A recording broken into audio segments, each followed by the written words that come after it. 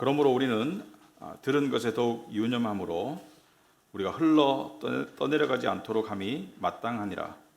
천사들을 통하여 하신 말씀이 견고하게 되어 모든 범죄함과 순종하지 아니함이 공정한 보응을 받았거든. 우리가 이같이 큰 구원을 등한히 여기면 어찌 그 보응을 피하리요. 이 구원은 처음에 주로 말씀하신 바요 들은 자들이 우리에게 확증한 바니 하나님도 표적들과 기사들과 여러 가지 능력과 및 자기의 뜻을 따라 성령이 나누어 주신 것으로서 그들과 함께 증언하셨느니라. 아멘. 앉으시기 바랍니다.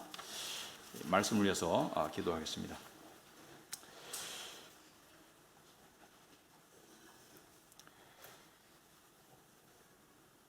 천지 만물을 지으시고 또 에덴 동산을 허락하셨던 하나님 아버지, 하지만 선악과를 통해서 불순종에 이른 아담과 하와 때문에 죄와 사망 가운데 있던 저희들에게 하나님께서 그 크신 구원의 은혜를 베푸셨습니다.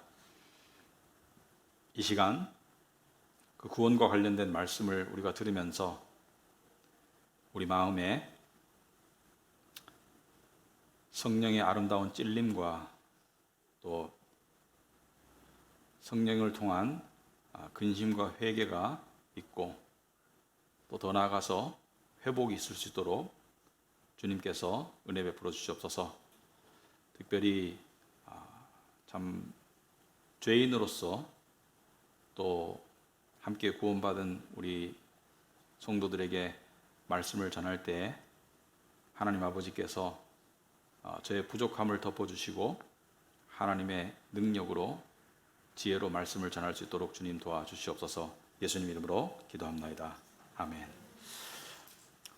우리 히브리서 1장에서 예수 그리스도가 누구신가를 살펴보았고 지난주에는 천사에 관한 이야기가 많이 나왔습니다. 천사보다 더 뛰어나신 분이 예수님이다. 그리고 다음 3장에서는 모세보다 더 뛰어난 분이 예수님이다. 오늘은 그 막간에 구원에 관한 이야기를 하고 있습니다. 구원에 관한 이야기를 하고 있는데 오늘 본문에 보시면은 구원을 뭐라고 표현하냐면은 3절에 보시면은 이같이 큰 구원이라고 말했습니다. 큰 구원.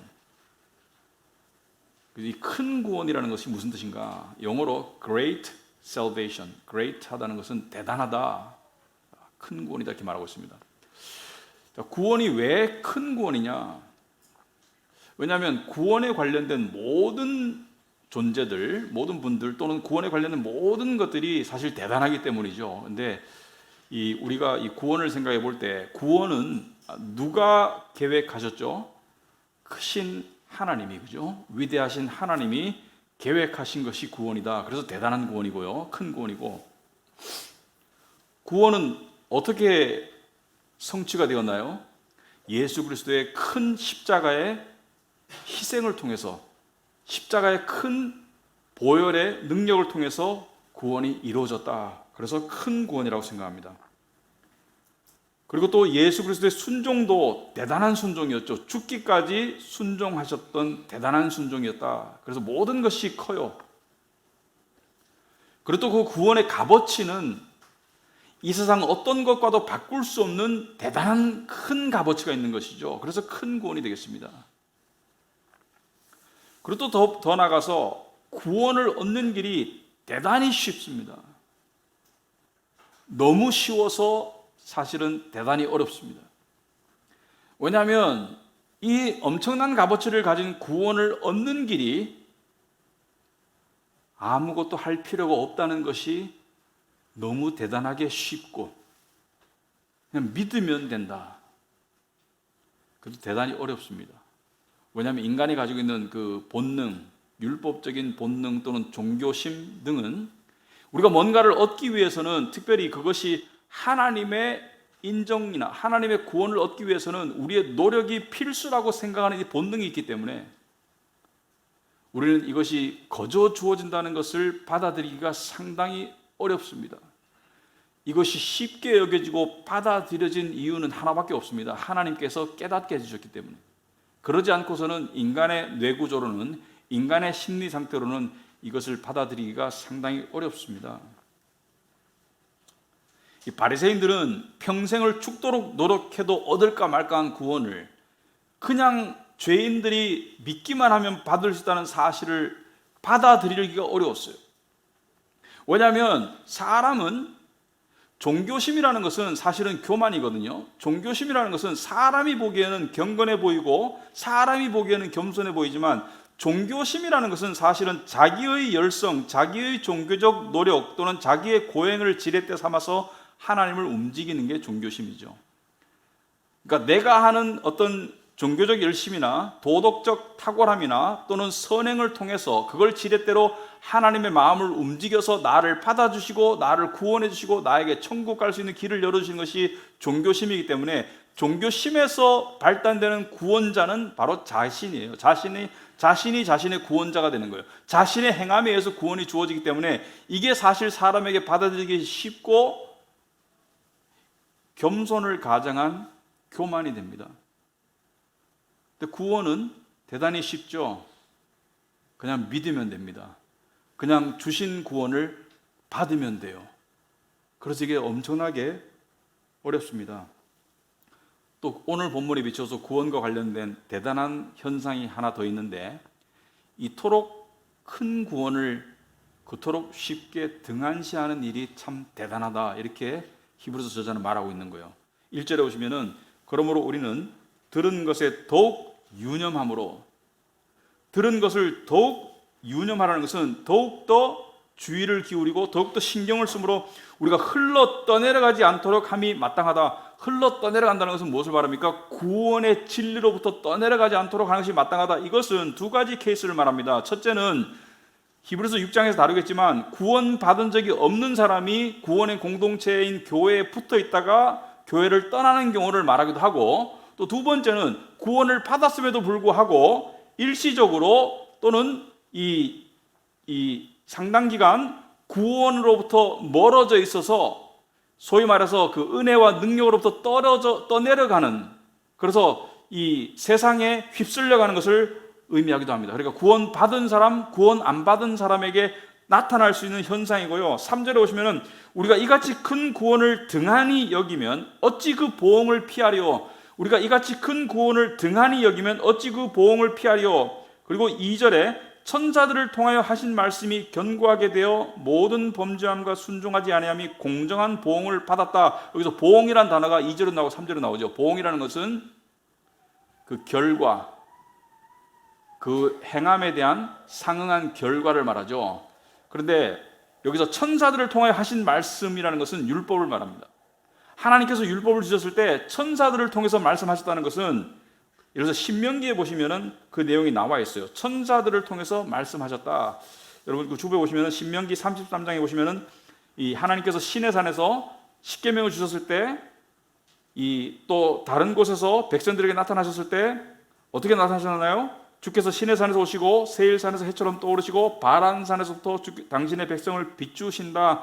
수많은 천사들이 그를 옹이하고 되어 있죠. 천사는 유대인의 머릿속에 꽉 박혀있는 존재예요. 하나님 다음 가는 존재로서 하나님과 함께 나타나셔서 수많은 천사들을 통해서 율법을 주셨기 때문에 스데반도 이 순교당하기 전에 한 설교 속에서 사도행전 7장 53절에 너희가 천사가 전한 율법을 받고도 지키지 아니하였도다. 천사를 통해서 율법을 주셨다, 또는 천사와 함께 율법을 주셨다, 이렇게 보시면 되겠어요. 그래서 천사라는 단어가 또 나오는 거예요. 유대인들에게 천사는 꽉 박힌 개념이기 때문에. 그런데 그 구약의 율법을 순종하지 않은 상태에서 공정한 보응을 받았어요. 그 보응이 무엇입니까? 여러분, 구약의 백성들이 이집트에서 노예 상태로 있다가 하나님의 은혜에 의해서 출애굽해서 자유 상태로 되어서 가나안 땅에 들어갔는데 다시 하나님의 구원을, 율법을 등한시 여기고 우상 숭배하다가 바벨론에게 포로로 잡혀갔죠. 그러니까 노예 상태, 자유 상태, 다시 포로 상태, 이렇게 공정한 보응을 받았듯이 우리가 이같이 큰 구원을 등한시 여기면 어찌 그 보응을 피하리요. 지금 이 히브리서가 쓰여진 시대는 AD 70년 이전이에요. 왜냐하면 여전히 히브리서 속에 9장 같은 경우에 보면은 제사장들이 첫째 장막에 들어가고 대제사장이 둘째 장막에 들어갔다. 제사장들이 성소에 들어가고 대제사장이 지성소에 들어간 것을 이야기하는 것을 보면 여전히 이 성전에서의 제사가 이루어지고 있었어요. 근데 AD 70년에 로마에 의해서 성전이 파괴되고 난 다음부터는 이 제사는 멈췄죠. 율법의 제사는 멈춰요. 그러니까 이것을 여전히 언급하고 있다는 것은 AD 70년 이전이고 이스라엘 국가 전체로 봤을 때는 구원자이신 메시아를 거부한 보응이 바로 AD 70년의 예루살렘의 멸망이고, 개인적으로도 구원을 등한시하면 그에 대한 보응이 있다라는 것을 이야기하고 있습니다. 자, 그런데 여기서 우리가 하나 이 문맥 속에서 생각해 봐야 될 것이 있는데, 지금 이 시절은 추정컨대 AD 60년에서 70년 사이인데 예수께서 십자가에 죽으시고 부활한 지 30년 남짓, 30여 년 흘렀어요. 그러니까 여전히 예수의 십자가를 기억하는 사람들이 살아있을 시대입니다.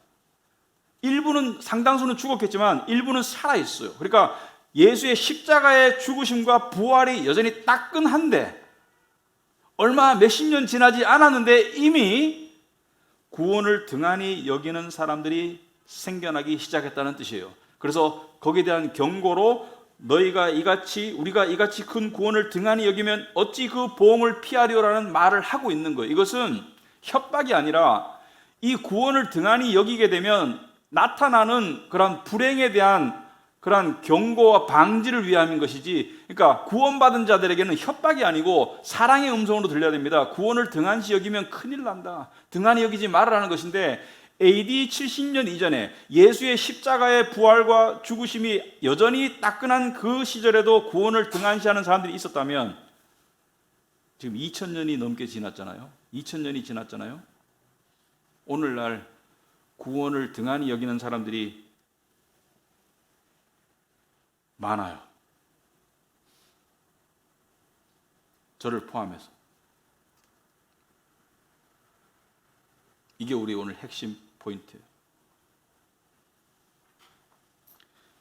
여러분, 세상은 대단히 여기는 것들이 있습니다. 예를 들어 세상에서 가장 대단하게 여기는 것은 일반적으로 성경에서 경고했듯이 너희가 두 주인을 섬길 수 없다, 이것을 사랑함이 일말하게 뿌리이다. 세상은 돈을 대단하게 여깁니다. 세상이 유튜버를 대단하게 여기는 것은 유튜버의 수입이 높기 때문이고, 세상이 연예인을 대단하게 여기는 것은 옛날에는 연예인을 천대했었죠. 연예인이 대단한 이유가 뭡니까? 돈을 많이 벌기 때문에. 스포츠 스타가 대단한 이유가 뭡니까? 돈을 많이 벌기 때문에. 저 사람 연봉이 얼마야? 저 사람 이적료가 얼마야? 돈이 대단한 거예요. 세상은 아파트가 대단한 것입니다. 내가 어느 지역에 몇 평짜리 아파트를 소유하고 있느냐가 대단한 거예요. 그러니까 세상에서 제시하는 대단한 것들이 많이 있어요. 세상에서 제시하는 대단한 것들, 성공 또는 유명세, 돈, 이러한 대단한 것들과 견주어서 우리도 상대적으로 구원의 대단함을 등한시 여기는 상태로 가고 있는 사람이 많아요. 저는 오늘 설교를 제대로 이해하려면 여기에 대한 자각이 있어야 된다고 생각합니다. 나는 지금 구원을 등한시 여기고 있는가 아닌가에 대한 부끄럽지만 아프지만 자각이 있어야 된다고 생각해요. 내가 예수 믿은 지 얼마 됐는데 그런 거 다 소용없어요. 그냥 하나님 앞에 솔직하게 자각이 필요한 시점입니다. 그래서 오늘 본문을 가지고 세 가지 제목으로 이야기를 하겠습니다. 첫째는 구원을 등한시하는 이유는 뭔가? 둘째, 구원을 등한시하면 어떤 결과가 발생하나? 그리고 마지막으로 구원을 그럼 붙잡는 방법은 뭔가? 구원을 등한시하는 이유가 뭔가? 왜 이토록 대단한 구원인데 구원받았을 때는, 구원을 깨달았을 때는 그게 정말 대단하게 느껴지고 대단하게 여겨졌을 거예요. 말하자면 세상 모두를 잃어도 이것만 가지면 다 가진 것이네라는 깨달음이 왔을 것이다. 사실입니다. 세상 모두를 잃어도 구원만 가질 수 있으면, 반대로 세상 모두를 얻어도 구원을 잃으면 아무 소용없어요, 결과적으로.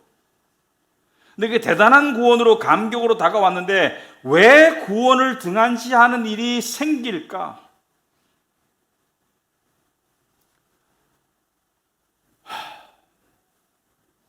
우리말에 세월 앞에 장사 없다는 말 알죠? 세월 앞에 장사 없다.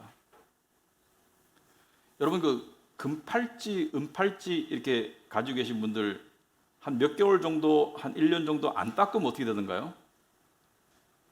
그 광채가 없어지죠. 그리고 약간 색깔이 변색돼요.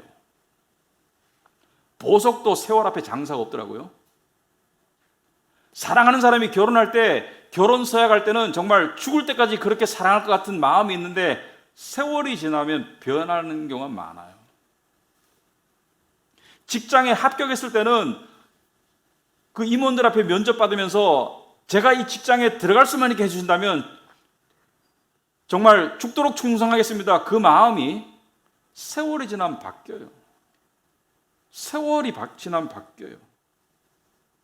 여러분 근육도 가꾸지 않으면 지방 덩어리가 되는데 세월이 지나면 다 바뀌어요. 구원의 대단한 능력과 은혜, 저는 은혜와 능력이라고 두 단어를 사용하고 싶은데 구원의 은혜, 하나님께서 베푸신 그 거저 주신 대단한 은혜의 선물, 은혜라는 게 뭐예요? 받을 자격이 없는 자들에게 그렇게 하실 의무가 없으신 하나님께서 주신 호의가 은혜잖아요. 하나님 우리에게 구원을 베푸실 의무가 없지 않습니까? 당신의 아들을 죽이실 의무가 없지 않습니까? 그런데 의무 없는 하나님께서 받을 자격이 없는 우리 죄인들에게 베푸신 그 대단한 은혜, 그리고 그 능력이라고 말하는 것은 이런 뜻입니다. 그 능력이라고 말하는 것은 구원에는 세 가지 능력이 있어요. 첫째는 하나님의 죄의 진노로부터 우리를 구원하는 능력이 있고요. 그러니까 그리스도 예수 안에 있는 자는 결코 정죄함이 없습니다. 능력이 있고, 두 번째 능력은 뭐예요? 세상을 이기는 힘이죠. 세상을 이기는 능력이 있고요. 세 번째는 뭐예요? 천국을 영원히 소유할 수 있는 열쇠가 되는 거예요. 그런데 이 중에 우리는 두 번째를 다루고 싶은 거예요. 첫 번째는 끝났어요. 구원받았으면 하나님의 정죄함은 없어요. 천국 들어가는 열쇠는 주어졌어요. 우리 두 번째 지금 시기를 살아가고 있는 거예요. 무엇이에요? 세상을 이기는 능력이 있는 거예요. 그래서 구원의 은혜와 능력이 있는데 왜 구원의 가치를 세월이 흐르면서 우리가 등한시하고 구원의 은혜와 능력에서 떠내려가고 있는 그런 경우가 왜 많을까? 왜? 하나님은 변함이 없으시고 구원의 은혜와 능력도 그대로인데 우리는 많은 이유들이 있습니다. 삶이 바빠서, 치열해서, 안 좋은 일들이 자꾸 생겨나서, 그런 여러 가지 이유로 세월이 지남에 따라서 그냥 구원의 확신은 관념 속에서 어느 정도 가지고 있지만 구원의 은혜와 능력이 점점 사라지는 상태를 우리가 인식하면서도 방관할 때가 많아요.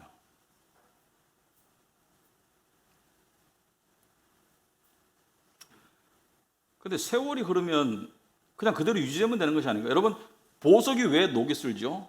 보석을 녹슬게 하는 인자들이 존재해요. 습기가 있고 그 다음에 불순물들이 공중에 떠다니기 때문에, 먼지나 불순물들이 떠다니기 때문에 이것이 붙어서 습기와 작용해서 보석을 색을 발하게 하듯이 세월이 흐르면 우리는 육신이라는 세상의 불순물과 접할 수 있는, 세상의 불순물을 원하는, 심지어 갈망하는 육신이 있잖아요. 그래서 유혹과 욕망과 자랑이 있잖아요.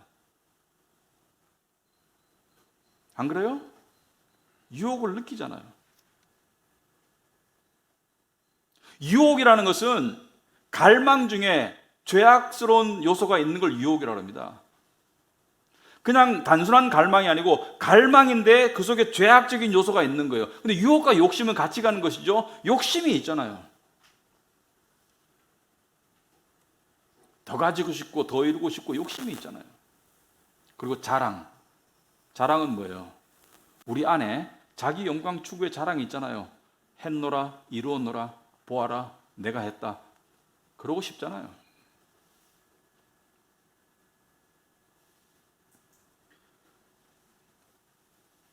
사람은 이 유혹과 욕심과 자랑이 본능입니다. 은근하게 자랑질 하잖아요. 자랑도, 여러분 그 이 한 번은 그 제가 옛날에 얘기한 것 같아요. 어떤 사람들이 식사를 하게 됐어. 미국에서 식사를 하게 됐는데 그 이제 세계 여행에 관한 자랑을 하는 거예요. 막 자랑을 해. 내가 뭐 남미도 갔다 오고 유럽도 갔다 오고 뭐 크루즈 타고 막 자랑을 해. 근데 한 사람이 가만히 있다가 이제 부추겨요. 옆에 계신 분한테 혹시 더 대단한데 더 신기한데 갔다 온 곳은 없습니까? 말하니까 이 사람이 이제 기다렸다는 듯이 저는 북극에 갔다 왔거든요. 그러니까 남미 갔다 온 사람이 찌그러져. 유럽, 남미 아무것도 아니야. 근데 그렇게 물었던 사람이 기다리고 있는 거야. 은근히 나한테 물어줘. 나한테 물어줘. 그래서 물었어요. 저는 달나라에 갔다 왔거든요. 게임 끝. 자랑. 믿음이 좋아서 여기에 면역이 될 것 같아요? 여러분, 성경에서 믿음이 좋기로 손꼽히는 다윗 왕은 유혹에 넘어가지 않았나요? 밧세바의 유혹에 넘어가지 않았나요? 여러분, 성경에서 가장 일반적으로 사람이 넘어가는 유혹이 돈입니다.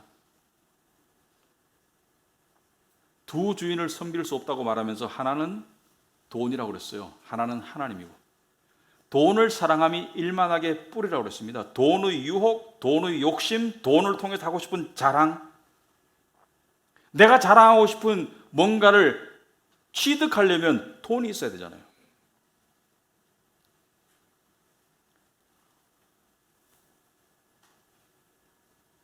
(2000년) 전에도 구원을 등한시 여기는 일이 일어날 수 있다면 오늘날에는 얼마나 쉽게 일어나겠어요? 유혹과 욕심의 그러한 대상들이 그냥 눈만 뜨면 보이고, 심지어 옛날에는 집에 들어가서 그냥 불도 없으니까 그냥 저녁이 되면 세상과 단절되는데 지금 단절이 안 되잖아요. 유튜브, SNS, 뭐 인스타 단절이 안 되잖아요. 단절 안 시키고 있잖아요. 우리도. 왜 안 시키고 있어요? 거기에 반응하는 육신의 자극이 좋기 때문에. 사실은 후회하잖아요. 보고 난 다음에 욕심이 자극되고 자랑이 자극되고 유혹이 자극되기 때문에 후회하면서도 거기 들어가. 왜? 육신의 말초적인 신경 자극을 원하기 때문이잖아요.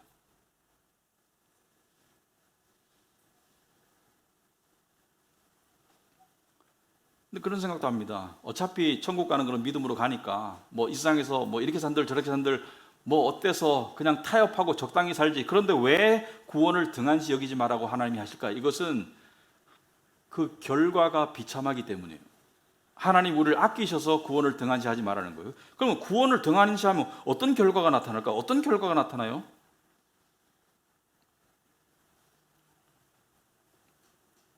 아까도 말했지만 구원이라는 것을 예수님은 이렇게 표현했습니다. 생명을 얻는 것이고 그리고 자유를 얻는 것이다. 진리를 알지니 진리가 너희를 자유케 하리라. 무슨 말입니까? 구약시대의 사건들은 우리의 영적 구원을 파노라마식으로 보여주는 그런 육적 물리적인 현상이에요. 애굽은 뭘 상징하고 바빌론은 뭘, 이집트는 뭘 상징하고 바빌론은 뭘 상징합니까? 나중에 계시록에 보면 다 세상을 상징해요. 그러니까 이집트에서 죄와 사망 가운데 종살이했다는 것은 세상의 종로로 하던 자들, 그러니까 세상의 종로로 하는 것의 증상이 뭐죠? 두렵잖아요. 혼날까봐. 초조하잖아요. 불안하잖아요. 우울하잖아요. 이 모양 이 꼴로 사는 게. 그러니까 세상의 종로로 다니던 사람들을 구원해서 광야를 거쳐서 가나안 약속의 땅에 집어넣어 줬더니 그 약속의 땅에서 적들을 물리치고 지경을 넓혀간다는 것은 뭘 말해요? 하나님의 평강이 내 내면에 자리 잡는 것을 말하죠. 영적으로는. 그런데 어떻게 했습니까? 그 안에서 그 율법과 구원을 등한시하고 어떻게 했어요? 우상 숭배라는 것은 세상 숭배죠. 세상을 향한 욕심, 세상을 향한 이 유혹, 거기에 자랑, 다시 반응하다가 어떻게 됐습니까? 바벨론으로 다시 갔죠. 어디예요? 바벨론은 또 세상을 말한다. 다시 종살이가 되었다. 이것을 영적으로 적용하면 어떻게 돼요? 자, 구원 받았어요. 그런데 구원을 등한시해요. 그리고 세상의 유혹과 욕심과 자랑에 자꾸 끌려가요. 그럼 어떻게 돼요? 어떻게 되던가요? 우리의 영적인 상태의 계기판이 저는 감정이라고 했습니다.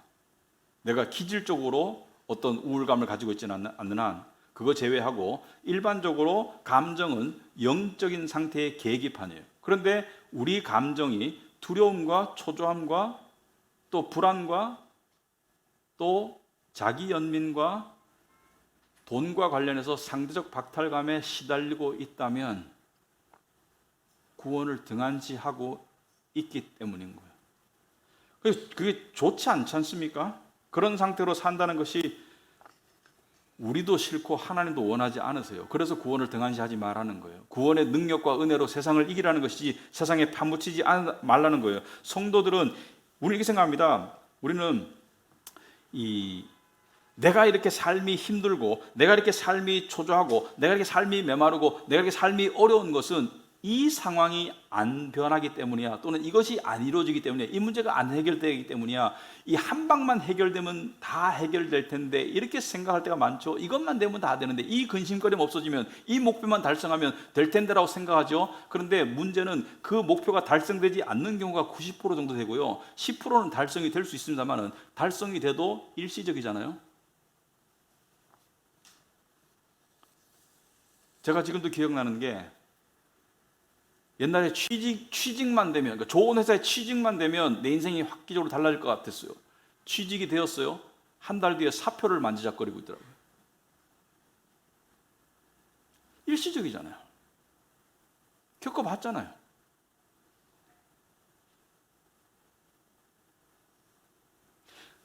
여러분, 이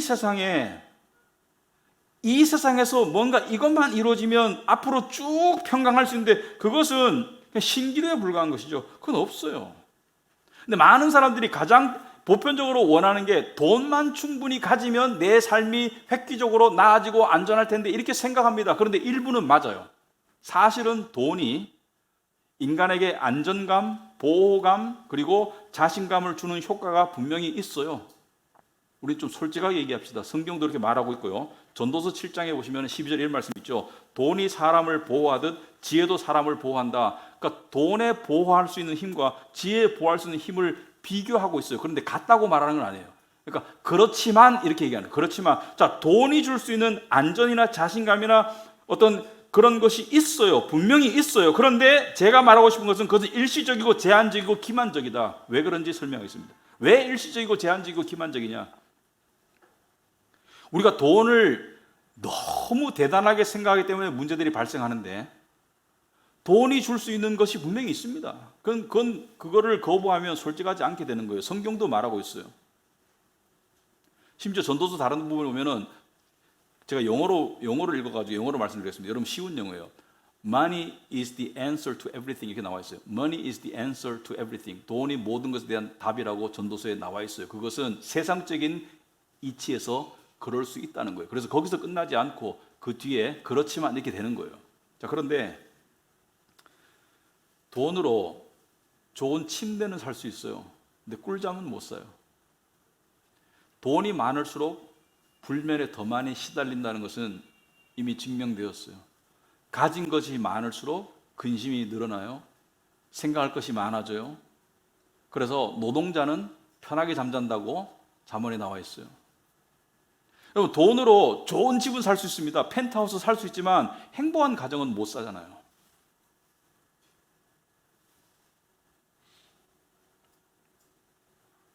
저는 돈이 일정 부분 작용하지만 돈보다 더 크게 작용하는 부분을 우리가 깨닫지 못하면 절대로 이 문제를 해결할 수 없다고 생각합니다. 돈보다 더 크게 작용하는 부분이 바로 마음입니다. 마음.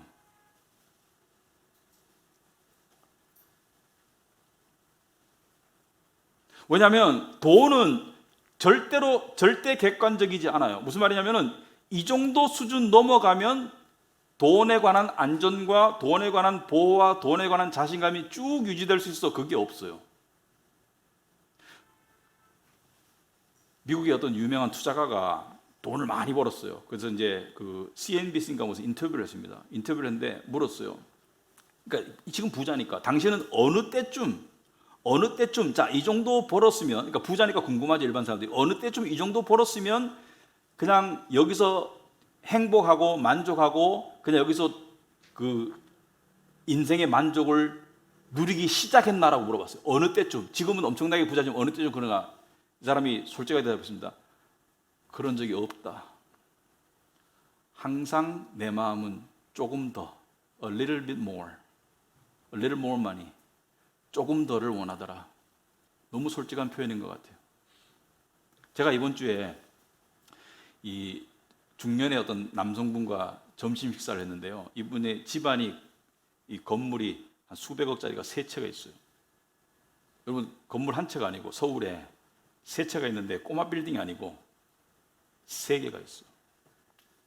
근데 이분이 상당히 매너가 좋고 겸손합니다. 이 집안 내력이 상당히 그러니까 있는 거에 비해서 상당히 겸손한 분이고 상당히 매너도 좋고 인품이 상당히 좋아요. 근데 이런저런 대화를 나누다가 이제 아이들도 있고 여러 가지 대화를 나누다가 근데 이분이 이제 대학원을 미국에서 나왔어요. 이분이 하시는 말씀이 자기는 할 수 있으면 미국에서 살고 싶대요. 그래서 제가 궁금했습니다. 왜 미국에 살고 싶으세요? 왜냐하면 한국에서 잘 살거든요. 왜 미국에 살고 싶으세요? 근데 이 사람 대답이 이렇게 말하더라고요. 미국은 가진 사람이나 안 가진 사람이 서로 간섭하고 비교하는 게 훨씬 적은데 한국은 그게 너무 심해서 상대적 박탈감을 느끼는 게 너무 싫대요.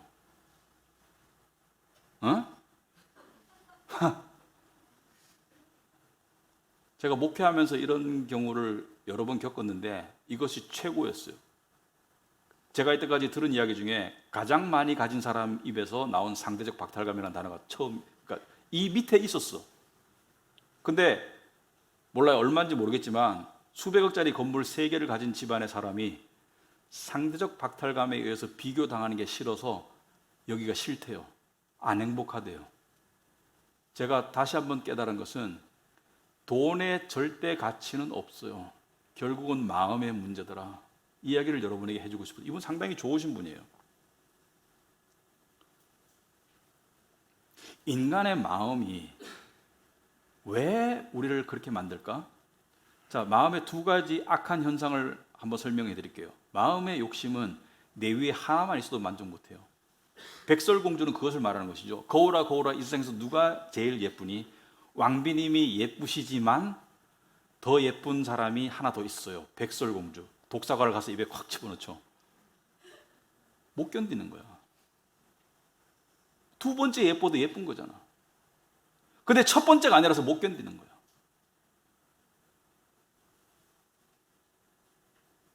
그리고 또 마음에 관한 한 여러분은 마음이 시달린다고 말하죠. 마음이 두려움과 초조함과 뭐 상대적 박탈감에 시달린다고 말하는데 그 여러분을 시달리게 하는 것은 가만히 생각해 보면 여러분의 마음이에요.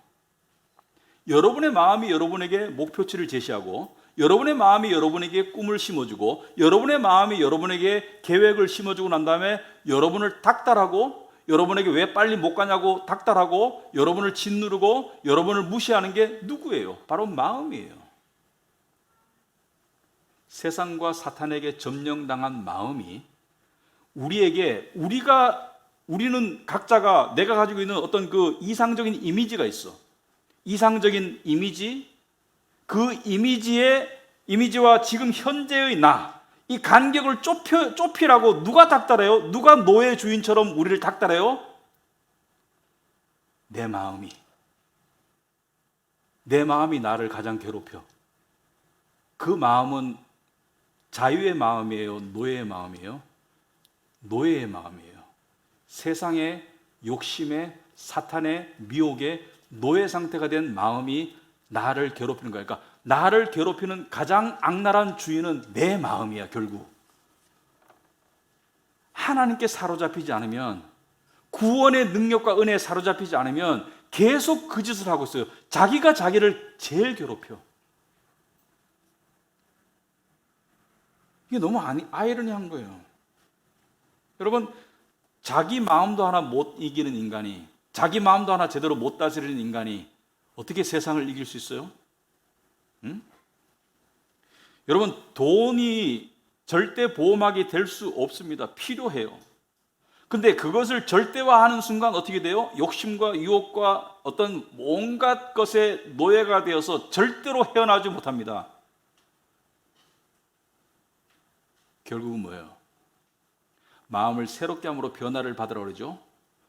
진리를 통해서 구원의 은혜와 능력을 힘입으라 그러죠. 요한일서 5장 4절에 무릇 하나님께로부터 난 자마다 세상을 이기느니라. 세상을 이기는 승리는 이것이니 우리의 믿음이니라.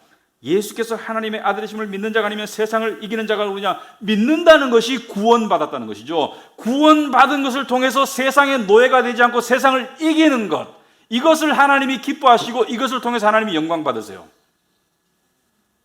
결국 마음이 하나님께 드려지면 세상을 이기는 것인데, 마음을 내가 하나님께 안 드리잖아요? 그러면 세상에게 점령당하는 것은 그거는 필수예요. 사람들은 그죠? 내 마음 내 거야. 내 마음 내 거인 사람 아무도 없습니다. 착각이에요. 사람은 의존적이고 사람은 소속적인 존재이지, 사람은 자주적이고 사람은 스스로 서는 존재가 아니라는 것을 알아야 돼요. 우리는 절대로 스스로 설 수 없어요. 우리는 누군가에게 의존해야 되고 종속돼야 되는데, 이 마음이 하나님께 믿음으로 구원의 은혜와 능력에 종속되지 않으면 세상에 종속되는 것은 당연한 필연적인 결과예요. 둘 중에 하나예요. 사람들은 착각해요. 자기가 자기 인생의 주인이라고. 천만의 말씀. 그렇게 말하는 사람들은 100% 세상의 노예예요. 그렇다면 마지막으로 그럼 구원을 어떻게 붙잡나? 구원의 은혜와 능력을 어떻게 붙잡고 어떻게 등한시 안 하고 어떻게 떨어져 나가지? 어떻게가 중요하죠. 어떻게 하나? 여러분, 성공한 운동선수, 성공한 연주자, 성공한 예술가 한번 물어보세요. 그지 뭐 무용이든 음악이든 무슨 한번 스포츠든 한번 물어보세요. 비결이 뭐냐고. 아마도 연습일 겁니다. 연습 또 연습. 똑같은 동작을 계속 연습. 똑같은 것을 계속 연습. 틀리지 않기 위해서. 정확하게 해서 똑같은 것을 계속 연습. 어느 유명한 피아노 연주가가 이렇게 말했어요. 내가 연습을 하루 게을리하면 내가 알고, 일주일을 게을리하면 전문가가 알고, 한 달을 게을리하면 일반 대중이 안다.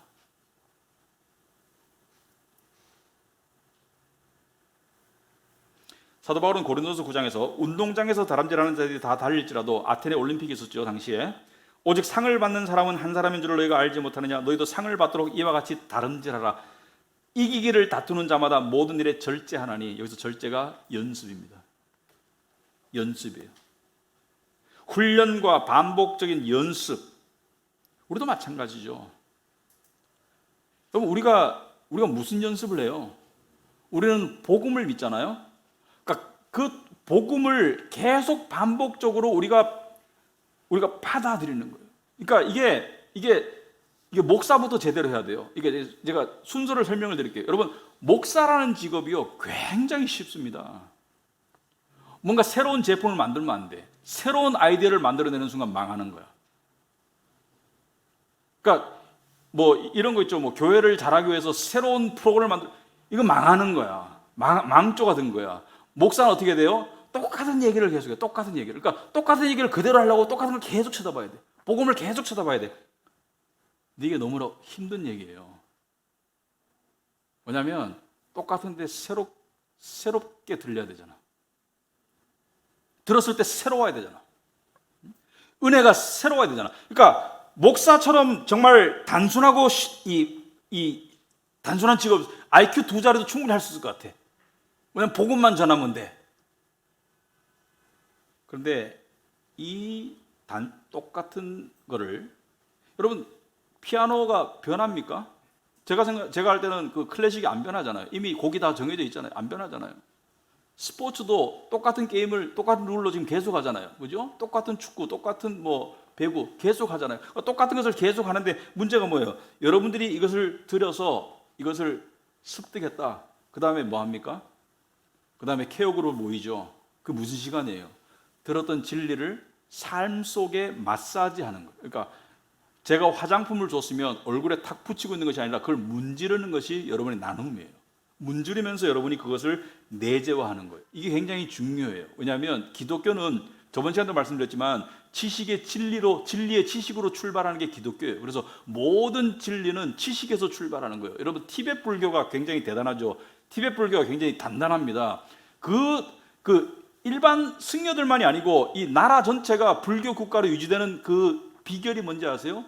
티베트의 승려들의 독특한 학습 방법이에요. 왜냐하면 티베트에서는 불교의 지도자가 어떤 고승이 가르침을 하잖아요. 그것을 받은 수도승들이 어떻게 해요? 그냥 우리는 골방에 가서 그냥 목탁 두드리고 있는데 그들은 어떻게 해요? 그들은 Q&A 하잖아요. 계속 서로 문답을 하잖아요. 그죠? 계속 그 진리를 바탕으로 질문을 꼬아서 물어보면 상대 승려가 답하고, 그런 것을 정말 보면 그냥 깨구리가 와글와글 거리는 것 같아요. 수백 명의 승려들이 가지고 그걸 하고 있더라고.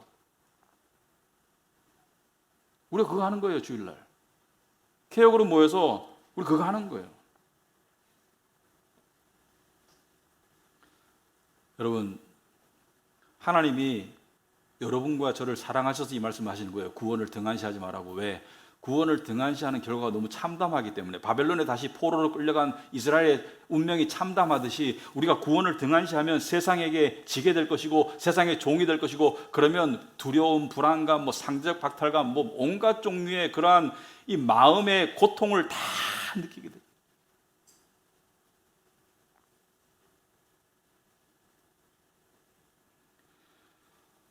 스스로에게 한번 물어보시기 바랍니다. 저도 물어봤습니다. 구원을 등한시하고 있는가? 답은 처음에는 아니라고 자꾸 얘기하고 싶더라고요. 아니요, 저는 목사인데, 저는 아침마다 큐티 하는데, 아니요, 네 하나님 죄송합니다, 이렇게 되더라고요. 근데 그게 좋은 출발인 것 같아요. 여러분, 회복 전에 아파야 돼요. 가슴이 아파야 돼요. 그냥 이렇게 딱딱하게 힘주고 저는 아니죠 하나님, 이 위선에서 깨져야 돼요. 구원의 감격을 어떻게 회복할 수 있나? 구원의 감격을 어떻게 회복할 수 있나?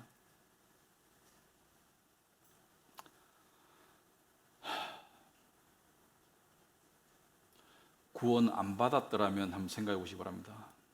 여러분이 구원을 저는요, 세상에서 그러니까 예수 믿고 나니까 이런 말 하는 거죠. 제가 예수를 안 믿으면 이런 말을 못 하겠죠. 세상에서 가장 신기한 분들이 예수 안 믿는데 행복하게 살아가는 사람 굉장히 신기해요. 그러니까 영혼의 문제가 해결 안 되는 퀘스천 마크인데 세상에서 성실하고 행복하게 살아가, 굉장히 신기해요. 저는 그렇게 못 할 것 같아.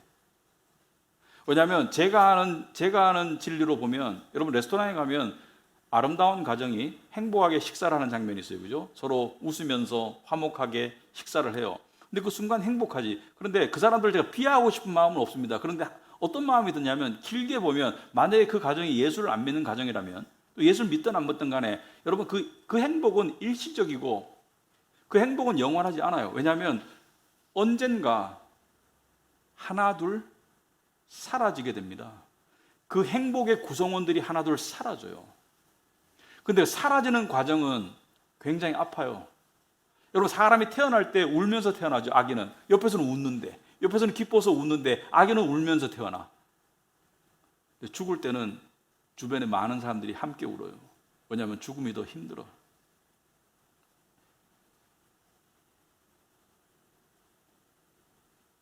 예수를 안 믿는다면 우리가 요트를 타고 그 위에서 파티를 하고 있어도 종착역이 낭떠러지 불구덩이에요. 근데 예수를 믿는다면 우리가 타고 있는 배가 풍랑에 휩쓸려도 종착역은 안전한 천국항이에요. 달라요. 근데 예수를 안 믿었더라면 우린 소망이 없어요. 근데 그것을 알게 하신 그 하나님의 대단한 사랑, 그것을 우리가 생각하고 우리의 사실 딱딱해진 마음이 깨어질 수 있기 바랍니다. 주기철 목사님이 신사참배를 반대하다가 해방 1, 2년 전인가 옥사하셨잖아요. 몸이 삐쩍 말라가지고 옥사하셨잖아요. 나중에 다 죽게 되었는데 놔주려고 하니까 부인이 뭐라 그래요? 사모님이 그냥 두시라고. 어차피 나와봐야 죽을 건데, 그런 뜻인 것 같아요. 그냥 그 안에서 순교하게 두시라고. 근데 그분이 그 안에서 동료 믿는 사람들 중에 이렇게 대화를 마음껏 못하니까 써서 이제 대화를 하는데, 그 안희숙이라는 분이 함께 들어갔었어요. 여자분 중에 그 감옥에 들어간 분이 있는데 유명한 분이에요. 이분이 물었어요. 목사님은 만약에 나가실 수 있다면, 여기서 감옥에서 나가실 수 있다면 뭐가 제일 하시고 싶으세요? 목사님 뭐가 제일 하시고 싶으세요? 목사님 말, 성도들에게 하나님의 그 크신 사랑을 한 번만 더 전하고 싶습니다. 저는 여기서 죽어도 천국 갑니다. 그 구원의 큰 은혜를 가슴에 품었기 때문에 그 열악한, 그 춥고 두드려 맞고 배고픈 감옥 속에서도 희망의 끈을 놓지 않았던 거예요. 또 우리는 그보다 훨씬 더 나은 환경에 있으면서 마음은 훨씬 더 가난해요. 차이가 뭘까? 마음이 구원의 큰 은혜에 점령당하느냐 안 하느냐의 차이인 것 같습니다. 결국 마음의 문제입니다. 사람들은 매일매일 마음이 시달려요. 왜냐하면 우리가 생각하는 불행한 시나리오가 있거든요. 내가 뽑은 직원이 안 나타나면 어떡하지? 내가 더 가난해지면 어떡하지? 우리 아이가 원하는 학교에 못 들어가면 어떡하지?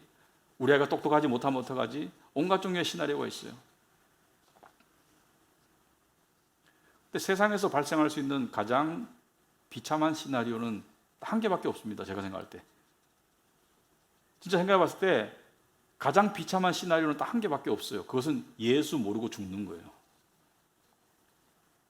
그럼 반대로 말하면 예수 알고 죽을 수 있으면 그보다 더 그 이상 가는 시나리오는 없어요. 제가 보기에는. 그걸 우리에게 주신 분이 하나님이세요. 그 은혜가 우리 안에 살아있어서 구원을 등한시 않는 쪽으로 여러분과 제가 나아갈 수 있기를 정말로 바랍니다. 기도하겠습니다. 하나님 아버지, 용서하옵소서. 그 크신 은혜와 사랑을 입었지만 우리의 마음은 세상의 유혹과 욕심과 자랑거리를 향해서 쉴 새 없이 틈만 나면 달려가기를 주저하지 않습니다. 아버지 하나님, 이 죄악된 저희들을 용서하시고 저희들이 구원의 크신 은혜를 더욱더 붙잡을 수 있도록 주님 은혜 베풀어 주시옵시고, 하나님 아버지, 저희들이 결단할 수 있도록 하옵소서. 하나님 아버지, 그 크신 은혜를 그 크신 사랑으로 베푸신 것을 감사합니다. 우리의 구원의 보증자 되시는 예수님의 이름으로 기도합나이다. 아멘.